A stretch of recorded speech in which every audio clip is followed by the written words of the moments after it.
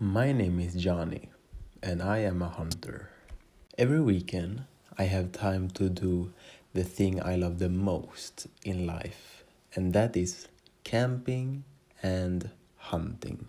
The reason why I like camping so much is because my father was always away every weekend.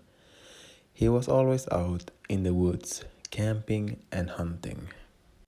One weekend, when I was around 8 years old, I went with my father camping and I loved it. Ever since that, I've been a big fan of hunting and camping. Right now, it's Friday, the last day on work before the weekend starts. As you probably already figured out, I'm going to hunt and camp this weekend. But this time, I'm not going alone. My good friend Daniel is coming with me. He is kinda new to this camping and hunting stuff, so I told him I would take good care of him. He works at the same place as me, so right after work, I took my car to my place and he took his car to his place. We packed everything we was gonna need. Rifles, tents, knives, water, and so on.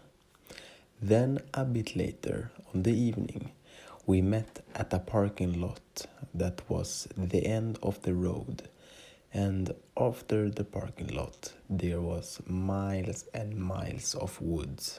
I got out of my car, took my bag and asked Daniel, "Are you ready for this?"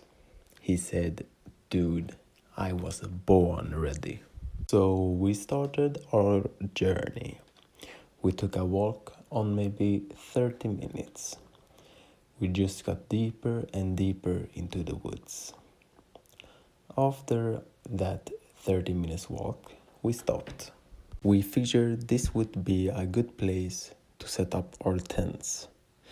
We dropped our bags, set up our tents. We was so ready for this. When we was ready with our tents, we loaded our rifles and started to hunt since we needed dinner. We found a nice spot. We laid down on the ground with our rifles ready.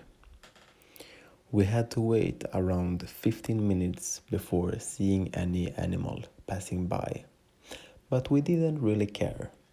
We had such a good view and we really enjoyed just laying there in the woods. We got an animal, ate dinner, and we was going to bed. Since we were out in the woods, we didn't really have a bathroom to brush our teeth in. We took a walk to the closest lake. It was around 5 minutes away. We arrived at the lake and started to brush our teeth. While brushing, we could hear sounds like footsteps coming from behind us. We both turned around, very scared, but no one was there. My friend Daniel started to freak out. I told him it's probably just some animal passing by. Nothing to worry about. We got back to our tents and said goodnight to each other. Before going to bed, I often do some stretches. I do it because I think it feels nice and it helps to relax my body.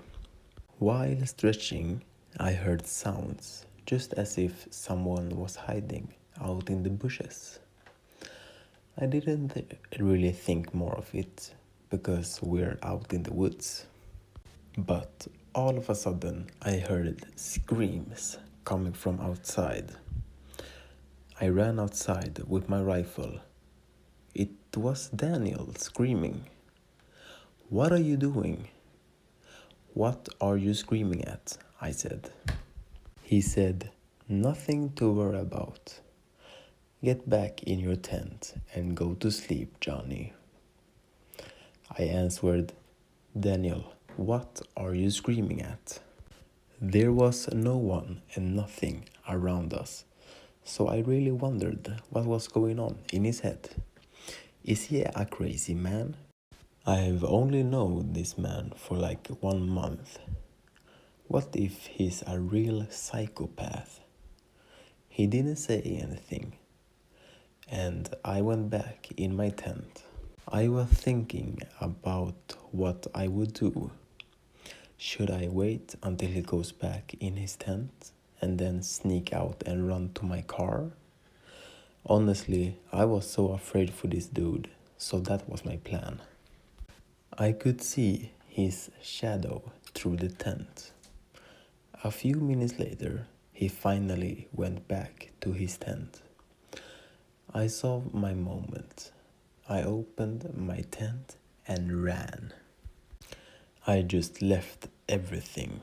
My rifle, my tent, clothes, everything. But I didn't get far.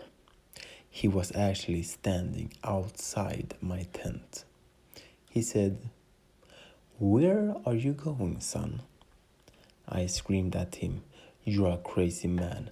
I'm out of here." I tried to run past him because, as I told you, I was going to my car. But he just stood in the way.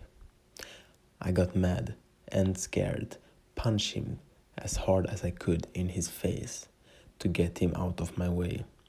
He fell on the ground and screamed. I ran as fast as I could to my car. It took around 2 minutes, but when I got to my car, the wheels didn't have any air. It was one knife in every wheel. I can't drive home like this. I turned around to look into the woods, and there he was again. Daniel stood just a few meters away from me with a knife in his right hand. He said, "Do you know what, Johnny? All I wanted to do out here was kill you. You get on my nerves all the time, and it's time for you to die." He also said, "When we started to walk from our cars out in the woods, I put one knife each in all of your wheels, and this fifth one I'm holding in my hand will go right into your heart. Goodbye, Johnny."